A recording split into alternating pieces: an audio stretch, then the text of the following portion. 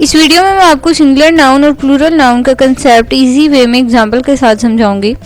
तो सबसे पहले देखते हैं singular noun. Singular noun is the name of single person, place और थिंग, यानी किसी सिंगल पर्सन, किसी सिंगल प्लेस या किसी सिंगल थिंग के नेम को हम सिंगुलर नाउन कहते हैं।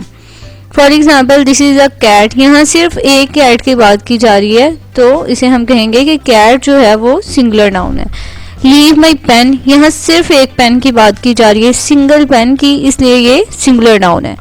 अब how beautiful is this baby, इसमें सिर्फ एक बेबी की बात की जा रही है, मतलब सिंगुलर बेबी के नेम की बात की जा रही है, तो यहाँ हम कह सकते हैं कि ये सिंगुलर नाउन है।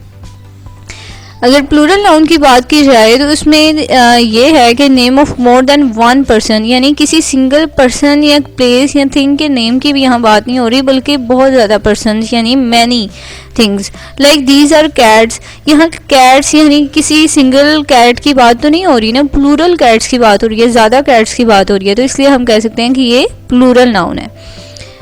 लीव माई पेन्स, यहाँ ज़्यादा पेन्स की बात हो रही है। How beautiful are these babies, babies, पहले हम बेबी हमने जब कहा तो वो सिंगुलर नाउन था, अब हम बेबीज की बात कर रहे हैं तो ये प्लूरल नाउन है।